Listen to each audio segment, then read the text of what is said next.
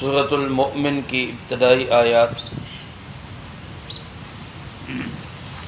الحمدللہ وکفی سلام علی عبادہ الذین اصطفی خصوصا علی سید الرسل وخاتم الانبیاء وعلی آلہ واصحابہ الاتقیاء اما بعد فاعوذ باللہ من الشیطان الرجیم بسم اللہ الرحمن الرحیم حامیم تنزیل الکتاب من اللہ العزیز العلیم غافر الذنب وقابل التوب شدید العقاب ذی الطول لا الہ الا هو الیہ المصیر۔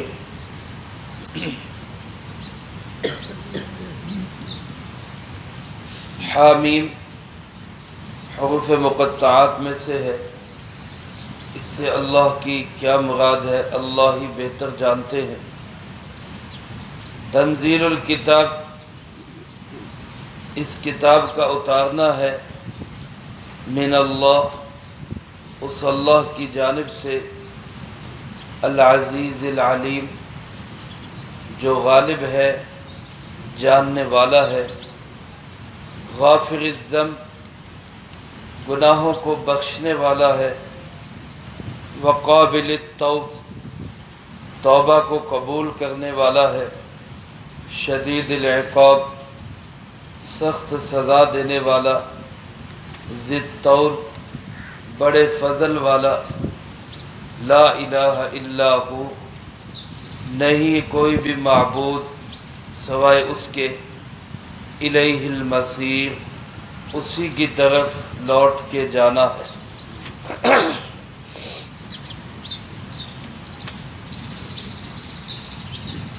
اس سورۃ مبارکہ کا مشہور نام سورۃ المؤمن ہے۔ مومن کہتے ہیں ایمان والے مرد کو۔ اس سورۃ مبارکہ میں آگے چل کے اللہ پاک نے فرعون کے خاندان کے ایک مومن مرد کا قصہ بیان فرمایا ہے۔ اس کا تذکرہ وہاں اس انداز سے کیا گیا، وقال رجل مؤمن، ایک مومن آدمی نے کہا۔ اس لیے اس مناسبت سے اس سورۃ مبارکہ کا نام ہی سورۃ المؤمن۔ بعض حضرات نے اس کا نام سورۃ الغافر بھی بیان کیا ہے، جو اس کی تیسری آیت کا پہلا لفظ ہے، غافر الذنب، اور بعض نے اس کا نام سورۃ الطول، اسی آیت میں ذی الطول کا لفظ ہے، اس سے اس کا نام سورۃ الطول بھی بیان کیا، لیکن مشہور نام سورۃ المؤمن ہے۔ مکی سورت ہے، یعنی رسول اللہ صلی اللہ علیہ وسلم کی ہجرت مدینہ سے پہلے یہ سورت نازل ہوئی۔ ترتیب کے لحاظ سے اس کا نمبر 40واں ہے، یعنی اس سے پہلے الحمدللہ اللہ کے فضل سے ہم 39 سورتوں کا درس سماعت فرما چکے۔ اب 40ویں سورت کا درس شروع ہو رہا ہے۔ اللہ پاک عافیت سلامتی کے ساتھ اس کو تکمیل تک پہنچانے کی توفیق نصیب فرمائے۔ نازل ہونے کے اعتبار سے اس کا نمبر 60 ہے۔ اس سے پہلے جو سورت زمر ہے، اس کے فوراً بعد یہ سورت نازل ہوئی۔ ترتیب میں بھی دونوں صورتیں اکٹھی ہیں، نازل ہونے کے اعتبار سے بھی دونوں صورتیں اکٹھی۔ اس سورت مبارکہ کی 85 آیات ہیں اور 9 رکوع ہیں۔ اس سورت کو جو خصوصیت حاصل ہے وہ یہ کہ اس کا آغاز ہو رہا ہے حامیم کے لفظ سے، اور حامیم کے لفظ سے شروع ہونے والی قرآن کریم کے اندر 7 صورتیں، ان میں سے یہ پہلی صورت ہے۔ اس کے بعد مسلسل 26ویں پارے تک جو 7 صورتیں ہیں ان کا آغاز حامیم کے لفظ سے ہو رہا ہے۔ ان کو کہا جاتا ہے آل حامیم یا حوامیم 7 حامیم سے شروع ہونے والی صورتیں یا حامیم والی آل حامیم۔ حضرت عبداللہ ابن عباس رضی اللہ تعالیٰ عنہما ان صورتوں کے متعلق ارشاد فرماتے ہیں کہ یہ دیباج القرآن، یہ جو 7 صورتیں ہیں یہ قرآن کریم کا دیباج ہے۔ دیباج کہتے ہیں، پہلے زمانے میں بھی تھا، آج بھی ہے، کہ جب لوگ کوئی کپڑا یا لباس سلواتے تو اس میں ایک خاص جگہ پہ ریشم کا ٹکڑا لگایا کرتے، اس کو لباس کو خوبصورت بنانے کے لیے۔ آج کل اس کی جگہ یوں کہہ لیں کہ کڑھائی آ گئی۔ تو جیسے سوٹ کے اندر کڑھائی جو ہے یہ ایک سوٹ کا خوبصورت ترین حصہ ہوتا ہے، اس سے سوٹ اور زیادہ سج جاتا ہے۔ حضرت عبداللہ ابن عباس، حضرت عبداللہ ابن مسعود رضی اللہ تعالیٰ عنہ فرماتے ہیں کہ یہ 7 صورتیں بھی قرآن کریم کی زینت ہے۔ قرآن کریم گویا کہ ان کے ساتھ اور زیادہ سج گیا، اور فرماتے جب میں قرآن پڑھتے پڑھتے ان 7 صورتوں میں آتا ہوں تو میں جھوم جھوم جاتا ہوں، اللہ کی رحمت ایسے محسوس ہوتی ہے کہ جیسے بارش کی طرح اتر رہی۔ اور ایک بزرگ فرماتے ہیں کہ ان 7 صورتوں کو عرائس القرآن کہا جاتا ہے، قرآن کریم کی دلہنیں۔ ہم نے تو ایک ہی سنی ہوئی ہے کہ سورۃ الرحمن قرآن کریم کی دلہن ہے، لیکن فرماتے ہیں کہ حوامیم، یہ جو حامیم سے شروع ہونے والی 7 صورتیں ہیں یہ عرائس القرآن، یہ قرآن کریم کی دلہنیں ہیں ساری۔ مقصد کیا ہے؟ وہی کہ جیسے دلہن شادی کا ایک خوبصورت حصہ ہوتا ہے، ایک سجاوٹ ہوتی ہے، اسی طرح قرآن کریم کی سجاوٹ یہ 7 صورتیں ہیں۔ اور ایک بزرگ یوں فرماتے ہیں کہ یوں سمجھے کہ جیسے کسی آدمی کو ایک باغ میں داخل کیا جائے، وہ ایک باغیچے میں داخل ہو اور اس کو وہ باغیچہ بڑا اچھا اور خوبصورت لگے، وہ ابھی اس کی خوبصورتی سے لطف اندوز ہو رہا ہو کہ آگے چلتے چلتے اس باغ کے اندر بھی بہت خوبصورت باغ ہو، اس کے اندر بھی پھل پھول اور نہایت ہی خوبصورت پودوں کا اور بہترین طریقے کے ساتھ لگا ہوا ایک اور باغ ہو، تو جو پہلے ہی باغ و بہار سے اس کا دل و دماغ معطر ہے، جب اندر مزید ایک باغ کے اندر جائے گا تو اس کی طبیعت کیسی جھوم جائے گی۔ تو وہ فرماتے ہیں یوں سمجھیں کہ قرآن کریم ایک باغ و بہار ہے، اس قرآن کریم کے اندر یہ 7 صورتیں اور زیادہ باغ و بہار، یہ 7 صورتیں جن کا آغاز حامیم کے لفظ سے ہو رہا ہے۔ اللہ پاک نے اس میں زیادہ تر عقیدے کے مسئلے کو بیان کیا، عقیدہ کیا ہونا چاہیے، نظریہ کیا ہونا چاہیے۔ میرے محترم دوستو، قیامت کے دن سب سے زیادہ جس چیز پہ فیصلہ ہوگا وہ عقیدہ ہے۔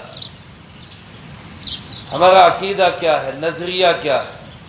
اعمال بعد میں دیکھے جائیں گے، کس نے کیا کیا ہے کیا نہیں کیا اس کا حساب بعد میں ہوگا۔ سب سے پہلے جس چیز کو دیکھا جائے گا وہ یہ کہ عقیدہ اور نظریہ کیا تھا۔ کیا اس شخص نے اللہ کو ایک مانا؟ کیا اس شخص نے تمام رسولوں پہ ایمان اس نے حاصل کیا؟ کیا یہ امام الانبیاء خاتم النبیین جناب محمد کریم صلی اللہ علیہ وسلم کو اللہ کا آخری نبی سمجھتا رہا، مانتا رہا؟ کیا اس نے فرشتوں پہ، کتابوں پہ ایمان رکھا؟ کیا اس نے آخرت کو مانا؟ مرنے کے بعد کی زندگی کو اس نے تسلیم کیا اور پھر اس کے لیے اس نے محنت کوشش کی کہ نہیں؟ یعنی بنیادی چیز جس کو دیکھا جائے گا وہ عقیدہ اور نظریہ۔ میرے محترم دوستو، جس انسان کا عقیدہ درست ہوگا، قرآن و سنت کے مطابق ہوگا، شرک سے پاک ہوگا، توحید والا ہوگا، عقیدے کی بنیاد پر اس کی نجات کا فیصلہ ہوگا۔ اللہ ہم سب کو صحیح عقیدے پہ موت نصیب فرمائے۔ اگر خدا نخواستہ غلط عقیدے پہ دنیا سے چلا گیا تو پھر یہ نہیں دیکھا جائے گا کہ جناب اس نے حج کتنے کیے، یہ نہیں دیکھا جائے گا کہ اس نے جناب عمرے کتنے کیے، یہ نہیں دیکھا جائے گا کہ اس نے نمازیں اور تہجدیں کتنی پڑھی، یہ نہیں دیکھا جائے گا کہ اس نے غرباء، فقراء، مساکین کا کتنا خیال رکھا۔ وہ جو اعمال ہیں وہ بعد میں دیکھے جائیں گے۔ سب سے پہلے جس چیز کو دیکھا جائے گا وہ کیا ہوگی؟ وہ عقیدہ اور نظریہ ہوگا۔ عقیدہ کیا؟ اس لیے میرے محترم دوستو، میں اور آپ اپنے عقیدے کو ٹٹولیں بھی، درست بھی کریں، سیکھیں بھی کہ صحیح عقیدہ کیا ہے۔ اور عقیدہ سیکھنے کے لیے سب سے بہترین کتاب وہ کون سی کتاب ہے؟ وہ یہ اللہ کا کلام ہے۔ اور خاص طور پہ یہ 7 صورتیں جن کے متعلق حضرت عبداللہ ابن عباس رضی اللہ تعالیٰ عنہ فرماتے ہیں کہ یہ پورے قرآن کریم کا لب لباب ہے، نچوڑ ہے پورے قرآن کریم، خلاصہ ہے پورے قرآن کریم کا۔ اللہ پاک نے اس کو شروع کیا حامیم کے لفظ سے۔ اس کے متعلق سب سے بہترین بات تو یہی ہے کہ حامیم حروف مقطعات میں سے ہے، ایسے حروف جن کو الگ الگ کر کے پڑھا جاتا ہے۔ الف لام میم، حامیم، قاف، نون، یہ حروف ان کو کیا کہا جاتا ہے؟ حروف مقطعات، الگ الگ کر کے پڑھے جانے والے حروف۔ ان کے متعلق علامہ جلال الدین سیوطی رحمۃ اللہ علیہ نے جو بات لکھی، سب سے بہترین بات وہ ہے کہ ان حروف کے متعلق ہم یوں کہیں اللہ اعلم بمرادہ بذالک، ان حروف سے اللہ کی مراد کیا ہے اس کو اللہ ہی جانتے ہیں، ہمیں نہیں معلوم۔ بعض حضرات نے یہ لکھا کہ اللہ اس کے رسول صلی اللہ علیہ وسلم کے درمیان راز کی بات ہے، کوڈ ورڈز میں گفتگو ہے۔ تو جس چیز کو اللہ اس کے رسول صلی اللہ علیہ وسلم نے پردے میں رکھا ہے اس کو ہم بھی پردے میں رہنے دیں، بس اس پہ ایمان رکھیں۔ اللہ کا کلام ہے، آیت ہے، ہمیں ایمان ہے، ہمیں تسلیم ہے، لیکن معنی اور مفہوم کیا ہے اس کی تفتیش میں، کھود کھرید میں لگنے کی ضرورت نہیں ہے۔ شاید صورتوں کے شروع میں یہ اس لیے بھی لائے جاتے ہیں کہ بندہ پہلے اپنی جہالت کا اقرار کرے، پہلے کہے کہ میں نہیں جانتا، پھر قرآن کو پڑھے گا تو قرآن اس کے دل کے بند دروازے کھول دے گا۔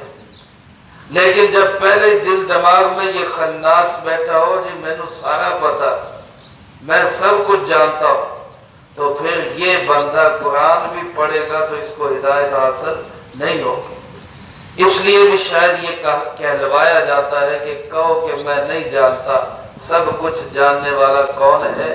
وہ اللہ ہے۔ بعض حضرات نے مفہوم کو قریب کرنے کے لیے ان حروف کے معنی بھی متعین کیے۔ مثلا کچھ حضرات تو کہتے ہیں کہ ہا سے مراد حق ہے اور میم سے مراد محمد، سب کہہ دو صلی اللہ علیہ وسلم، اونچی آواز سے کہتے ہیں۔ صبح کا ٹائم ہے، درود پاک زبان پہ آئے گا، انشاءاللہ زبان بھی میٹھی ہو جائے گی۔ کہتے ہیں نا منہ میٹھا کرو، بندہ کرو ان کو پیار نہ کہے محمد صلی اللہ علیہ وسلم، ہویا منہ میٹھا کہ نہیں؟ اب نہیں ہوا تو پھر اپنے ایمان کا تجزیہ کرے، اور اگر ہو گیا ہے تو پھر سبحان اللہ کہے کہ ماشاءاللہ، اسی سے منہ میٹھا ہو گیا۔ ہا سے مراد حق اور میم سے مراد محمد صلی اللہ علیہ وسلم یعنی حق محمد صلی اللہ علیہ وسلم کے ساتھ ہے۔ قیامت تک کے لیے جس نے حق تلاش کرنا ہے وہ کس کا دامن تھام لے، وہ دامن مصطفیٰ صلی اللہ علیہ وسلم تھام لے، حق ان کے ساتھ ہے۔ بعض حضرات نے فرمایا کہ یہ دو حروف ہیں، ہا اور میم۔ ہا سے مراد حکم اور میم سے مراد ملک۔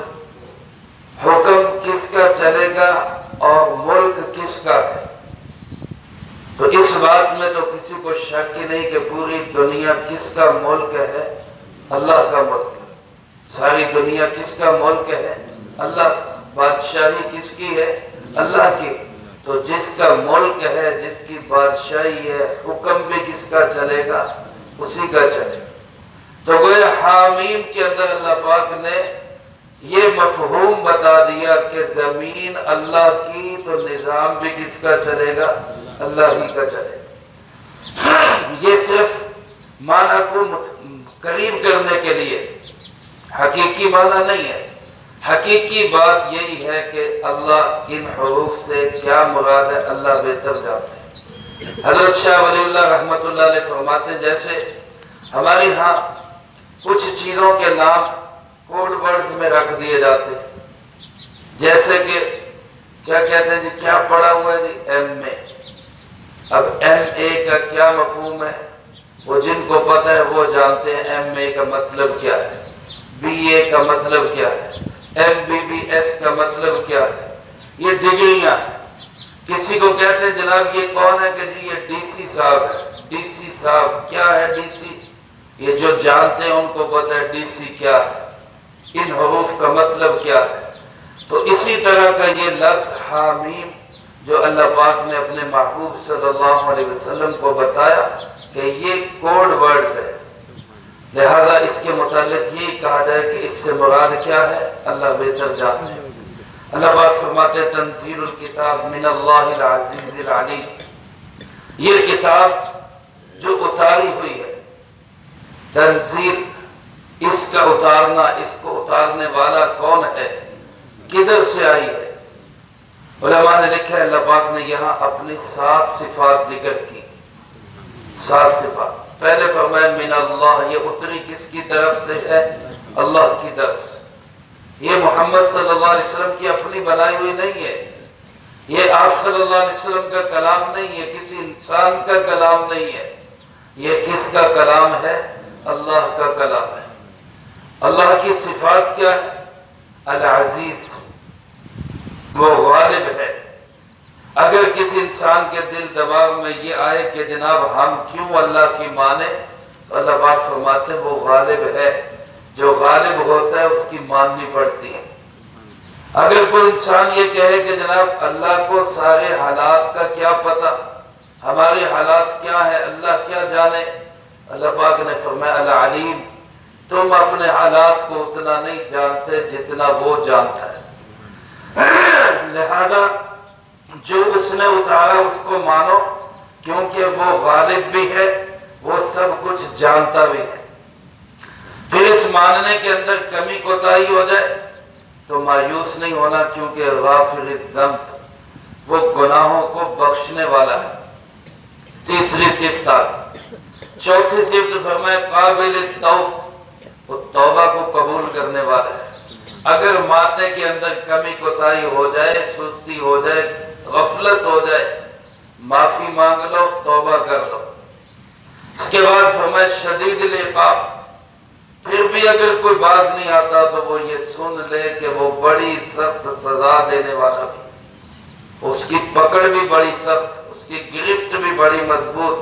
وَكَذَلِكَ أَخْذُ رَبِّكَ إِذَا أَخَذَ الْقُرَىٰ وَهِيَ ظَالِمَةٌ، تیرا رب جب بستیوں کو پکڑنے پہ آتا ہے تو اس کی پکڑ ایسے ہی سخت ہوتی ہے، ان اخذہ علیم شدید، اس کی پکڑ بڑی دردناک اور بڑی شدید ہے۔ شدید العقاب۔ ذی طول، طول کا معنی فضل بھی ہے، طول کا معنی طاقت بھی ہے، دونوں معنی ہو سکتے ہیں۔ وہ طاقت والا بھی ہے، کوئی یہ شخص سمجھے کہ جناب ہم اپنی قوت سے اللہ کو ہرا دیں گے تو یہ خام خیالی ہے۔ اپنی ساری قوت جمع کر کے بھی اللہ سے کوئی مقابلہ نہیں کر سکتا، وہ بڑی قوت والا۔ اور فضل والا اگر معنی کریں تو مطلب کیا ہے کہ ایک طرف تو وہ سخت سزا دینے والا ہے، لیکن اگر کوئی اس سے جڑ جائے تو اس پر بڑا ہی فضل کرنے والا ہے۔ اگلی صفت اللہ پاک نے یہ بیان فرمائی، لا الہ الا ہو، اس کے سوا کوئی معبود نہیں، اس کے سوا ہے ہی کوئی نہیں۔ مشکل کشا صرف کون ہے؟ اللہ۔ حاجت روا صرف کون ہے؟ اللہ۔ اور بگڑی بنانے والا صرف کون ہے؟ اللہ۔ عزت و ذلت کا مالک، عروج و زوال کا مالک، بچے اور بچیاں دینے والا، کسی کو بہت زیادہ دے کسی کو کچھ نہ دے، یہ سب اختیارات کس کے ہیں؟ اللہ رب العالمین کے۔ یہ عقیدہ اور نظریہ، یہ سوچ ہونی چاہیے۔ ہمارے سارے کے سارے مسئلوں کا حل کس کے پاس ہے؟ اللہ کے پاس۔ اللہ پاک نے یہ صفات بیان کر کے بتایا کہ یہ جو پیغام اور یہ جو نظام اتارا گیا ہے یہ ان صفات والے اللہ کی طرف سے آیا ہے۔ حضرت سیدنا عمر فاروق رضی اللہ تعالیٰ عنہ کے دور میں ایک رومی شخص بڑا طاقتور اور بڑا مضبوط انسان تھا، حضرت عمر کی مجلس میں آیا کرتا تھا۔ پھر ایسا ہوا کہ وہ آنا اس نے چھوڑ دیا، تو حضرت عمر رضی اللہ تعالیٰ عنہ نے لوگوں سے پوچھا کہ بھائی وہ نہیں آتا، تو کسی نے بتایا کہ جناب اس کو چھوڑیں جی، وہ تو شراب کے نشے میں مست ہے، اس کو پتہ ہی کچھ نہیں، تو نشے میں پڑا رہتا ہے۔ حضرت عمر رضی اللہ تعالیٰ نے کہا اچھا کاغذ پینسل لاؤ، کاغذ پینسل منگوائی اور ایک خط لکھا اس کے نام، ایک خط لکھا اس کے نام، اور اس خط میں یہی لکھا کہ حضرت عمر رضی اللہ تعالیٰ عنہ امیر المؤمنین عمر بن خطاب کی طرف سے یہ خط ہے، اور اس کا پیغام یہ ہے کہ اس اللہ کے ساتھ جڑو جو اللہ عزیز العلیم، یہی آیات آگے لکھ دی، العزیز العلیم غافر الذنب قابل التوب شدید العقاب ذی الطول لا الہ الا ہو الیہ المصیر۔ بس یہاں تک لکھ کے اس کو کہا کہ یہ اس کو پہنچا، اور بھیجنے والے سے کہا، لے کے جانے والے سے کہا کہ تب اس کو دینا جب وہ نشے میں نہ ہو، خود پڑھے کسی اور کو نہ دے۔ اور خط بھیج کے جتنے لوگ بیٹھے تھے ان سے کہا آؤ سب مل کے اس کی ہدایت کی دعا کرتے ہیں۔ خط بھیج دیا، لے جانے والا لے گیا، خود اس کی ہدایت کی دعا میں لگ گئے۔ خط اس کے پاس جب پہنچا، نشے کی حالت کے بعد اس کو جب دیا گیا، اس نے پڑھا تو پڑھ کے کہنے لگا اس میں حضرت عمر نے مجھے کیا پیغام دیا۔ ایک طرف تو یہ کہا ہے غافر الذنب قابل التوب، وہ بڑے گناہوں کو بخشنے والا، توبہ قبول کرنے والا، دوسری طرف کہا شدید العقاب ذی الطول، طاقت بھی بڑی ہے، سزا بھی بڑی سخت ہے۔ حضرت عمر نے مجھے امید بھی دلائی ہے، مجھے ڈر بھی سنا دیا، اللہ کی رحمت کی امید بھی دلا دی اور مجھے ڈرا بھی دیا ہے۔ تو جس چیز سے انہوں نے ڈرا دیا میں اس سے ڈر گیا، جو انہوں نے مجھے امید دلائی میں نے اس توبہ کو قبول کر لی۔ حاضر خدمت ہوا اور معافی مانگی حضرت عمر سے بھی، اللہ سے بھی توبہ کی اور دوبارہ صحیح زندگی پہ آ گئے۔ حضرت عمر رضی اللہ تعالیٰ عنہ ساتھیوں سے فرمانے لگے کہ تم کسی مجرم اور گناہگار کو دیکھو تو اس سے مایوس نہ ہو، نفرت نہ کرو، نہ ہی اس کو نا امید کرو، بلکہ اس کو ہدایت کے راستے پہ لانے کی کوشش جاری رکھو اور اس کے لیے دعا بھی کیا کرو۔ آج کل میرے محترم دوستو، اصلاح کی کوششیں اکثر اسی لیے ناکام جاتی ہیں کہ ہم کسی شخص کو خدا نخواستہ کسی گناہ میں دیکھتے ہیں، ہم سمجھتے ہیں کہ یہی پرلے درجے کا گناہ گار ہے، میں تو پاک صاف اور معصوم ہوں۔ حالانکہ ہماری ذمہ داری یہ بنتی ہے اگر ہم کسی کو برائی کے اندر دیکھ رہے ہیں تو ہم اس کو نیکی کے راستے پہ لانے کی کوشش کریں۔ اللہ ہم سب کو اس کی توفیق نصیب فرمائے۔ یہ ہماری ذمہ داری ہے، ہماری ڈیوٹی ہے، ہم خود نیکی کا کام کریں اور دوسروں کو نیکی کی دعوت دیں، خود برائی سے بچیں اور دوسروں کو برائی سے بچنے کی تلقین کریں۔ یہ ہماری ذمہ داری ہے، ہماری ڈیوٹی ہے یہ۔ اللہ ہمیں اس ڈیوٹی کو سر انجام دینے کی توفیق نصیب فرمائے۔ ثابت بنانی رحمت اللہ علیہ ایک بزرگ ہیں، وہ فرماتے کہ میں ایک دفعہ کسی مسجد میں تھا تو اچانک مجھے کسی کی آواز سنائی دی، اس نے مجھے کہا کہ یہی آیات پڑھو۔ کہتے جب میں نے پڑھنا شروع کی من اللہ العزیز العلیم غافر الذنب یہ پڑھا، اس نے کہا ٹھہر دو، یہاں یوں کہو یا غافر الذنب اغفر لی، اے گناہوں کو بخشنے والے میرے گناہ بخش دے۔ میں نے پڑھا قابل التوب، تو وہ کہنے لگا ٹھہرو ذرا، یا یوں کہو یا قابل التوب اقبل توبتی، اے توبہ قبول کرنے والے میری توبہ قبول کر لے۔ میں نے آگے پڑھا شدید العقاب، اس نے کہا یہاں میں ٹھہر جاؤ، یا یوں کہو یا شدید العقاب لا تعاقبنی، اے سخت سزا دینے والے مجھے سزا مت دینا۔ پھر میں نے آگے پڑھا ذی طول، تو اس نے کہا ٹھہر جو، یہاں بھی یوں کہو یا ذی طول طل علی بخیر، اے بڑے فضل والے مجھ پہ خیر کا فضل فرما۔ فرماتے جب میں نے یہ پڑھ کے آیت ختم کی، میں نے دائیں بائیں دیکھا، مجھے نظر ہی کوئی نہیں آیا، حالانکہ میں نے دیکھا تھا ایک بزرگ سفید ریش اور بڑے سفید کپڑوں میں نورانی چہرہ۔ میں نے ادھر ادھر دیکھا، کہیں نظر نہیں آیا۔ باہر نکل کے لوگوں سے پوچھا، انہوں نے کہا ہم نے تو کسی کو دیکھا ہی نہیں۔ فرماتے میرا خیال یہ ہے کہ وہ اللہ کی طرف سے کوئی بھیجا ہوا تھا جس نے آ کے یہ ہدایت دی کہ یہاں ایک ایک لفظ پہ ٹھہر ٹھہر کے اللہ سے اسی انداز سے معافی مانگ۔ میرے محترم دوستو، یہ آیات مبارکہ علماء نے لکھا ہے، ان کی فضیلت مسند بزاز کے حوالے سے حضرت مولانا مفتی محمد شفیع صاحب رحمۃ اللہ علیہ نے معرف القرآن میں نقل کی ہے کہ جو شخص صبح اٹھتے ہی یہ آیت الکرسی کے بعد یہ آیات پڑھتا ہے، پہلے آیت الکرسی پڑھتا ہے، اس کے بعد حامیم سے الیہ المصیر تک یہ آیات پڑھ لیتا ہے، تو فرمایا کہ سارا دن وہ بندہ اللہ کی حفاظت میں آ جاتا ہے، سارا دن اللہ کی حفاظت، کوئی برائی اس کو چھو نہیں سکتی سوائے اس کے کہ اس کی موت کا ہی فیصلہ ہو چکا ہو۔ تو یہ آیات مبارکہ ہم اپنے روز کے معمول میں داخل کرتے ہیں، روزانہ صبح ایک دفعہ آیت الکرسی اور اس کے ساتھ حامیم سے الیہ المصیر تک ان آیات مبارکہ کو ہم پڑھا کریں، اور اگر اسی طرح پڑھ لیں جس طرح ثابت بنانی رحمت اللہ علیہ نے فرمایا کہ غافر الذنب کے بعد ہم کہیں یا غافر الذنب اغفر ذنوبی، اے گناہوں کو بخشنے والے میرے گناہوں کو بخش دے، اور قابل التوب کے بعد ہم کہیں یا قابل التوب اقبل توبتی، اے توبہ قبول کرنے والے میری توبہ قبول کر لے۔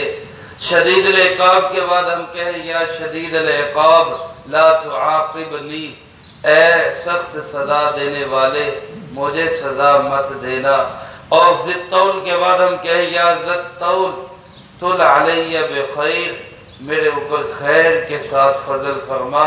تو یقیناً ان آیات کے مفہوم کے ساتھ ہمارے دل کے اندر ایک عجیب نورانیت اور عجیب ایک قوت جو ہے وہ پیدا ہو۔ اللہ مجھے آپ کو سب کو قرآن کریم کے ان روحانی خزائن کو جمع کرنے کی توفیق نصیب فرمائے۔ اللہ پاک فرماتے جہاں مرضی بھاگ لو، جدھر مرضی چلے جاؤ، جہاں تک مرضی ہے تمہاری طاقت حاصل کر لو، الیہ المصیر، واپس کہاں جانا ہے؟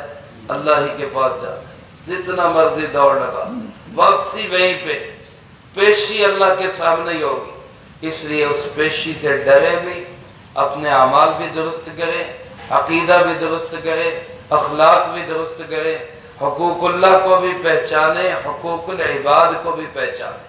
اللہ مجھے آپ کو سب کو اس کی توفیق نصیب فرمائے، جو کہا سنا اس کو زندگی میں لا کے دوسروں تک پہنچانے کی توفیق عطا فرمائے۔ اللہم انت السلام و منک السلام، تبارک ربنا و تعالیت یا ذا الجلال والاکرام۔